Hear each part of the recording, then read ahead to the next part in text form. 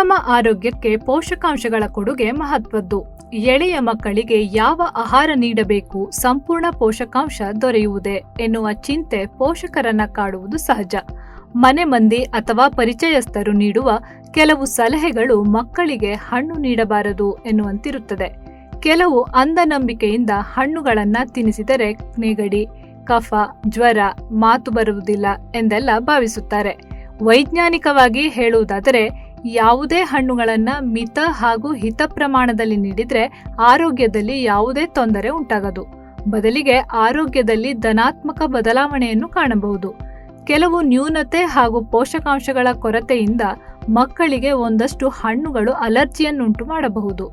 ಅಂತಹ ಸಮಸ್ಯೆ ಇದ್ದಾಗ ವೈದ್ಯರಲ್ಲಿ ತಪಾಸಣೆ ಮಾಡಿಸಿ ಸೂಕ್ತ ಸಲಹೆಯ ಮೇರೆಗೆ ಹಣ್ಣುಗಳನ್ನು ನೀಡಬೇಕು.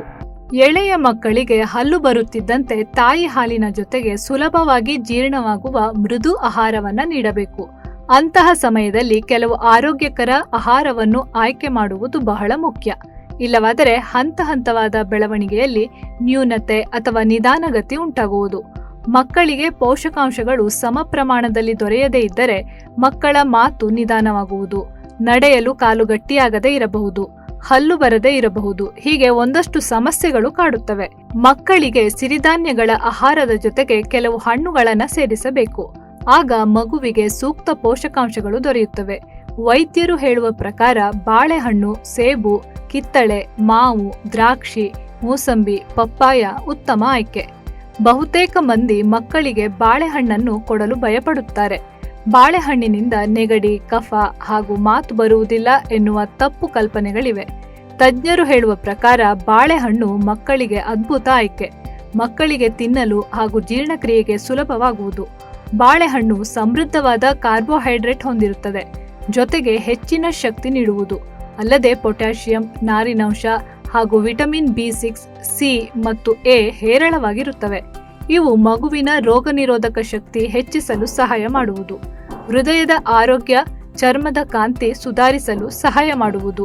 ಸೇಬು ಹಣ್ಣಿನಲ್ಲಿ ಹಲವು ಬಗೆಯ ನ್ಯೂಟ್ರಿಷನ್ಸ್ಗಳಿವೆ. ಇದರ ಸೇವನೆಯಿಂದ ಮಗುವಿಗೆ ಮಿನರಲ್ಸ್ ಮತ್ತು ನಾರಿನಂಶ ಹೆಚ್ಚು ದೊರೆಯುವುದು.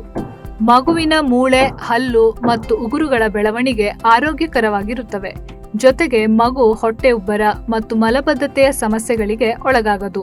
ಕಿತ್ತಳೆ ಹಣ್ಣಿನಲ್ಲಿ ವಿಟಮಿನ್ C, ನೈಸರ್ಗಿಕವಾದ ಗ್ಲೂಕೋಸ್ ಮತ್ತು ನಾರಿನಂಶ ಹೆಚ್ಚಾಗಿರುತ್ತವೆ. ಇವು ಮಗುವಿನ ರೋಗ ನಿರೋಧಕ ಶಕ್ತಿ ಹೆಚ್ಚಿಸಲು ಸಹಾಯ ಮಾಡುತ್ತವೆ.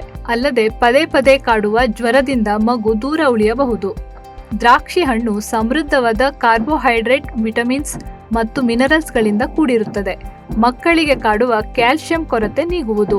ಪಪ್ಪಾಯದಲ್ಲಿ vitamin C, vitamin A, folate, potassium ಮತ್ತು ಮ್ಯಾಗ್ನೀಷಿಯಂನಂತಹ ಅಗತ್ಯ ಜೀವಸತ್ವಗಳು ಹೇರಳವಾಗಿರುತ್ತವೆ.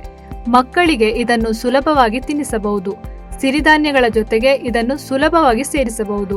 ಮಕ್ಕಳ ಒಟ್ಟಾರೆ ಬೆಳವಣಿಗೆಗೆ ಪ್ರಚೋದನೆ ನೀಡುವುದರ ಜೊತೆಗೆ ರೋಗ ನಿರೋಧಕ ಶಕ್ತಿ ಹೆಚ್ಚುವಂತೆ ಮಾಡುವುದು. ಅತಿಯಾದರೆ ಅಮೃತವೂ ವಿಷವಾಗುತ್ತದೆ ಎನ್ನುವ ಮಾತಿನಂತೆ ಆರೋಗ್ಯಕ್ಕೆ ಉತ್ತಮ ಅಥವಾ ಮಗುವಿನ ಬೆಳವಣಿಗೆಗೆ ಸೂಕ್ತವಾದ ಹಣ್ಣು ಎನ್ನುವ ಭಾವನೆಯಲ್ಲಿ ಮಿತಿಮೀರಿ ತಿನ್ನಿಸಬಾರದು.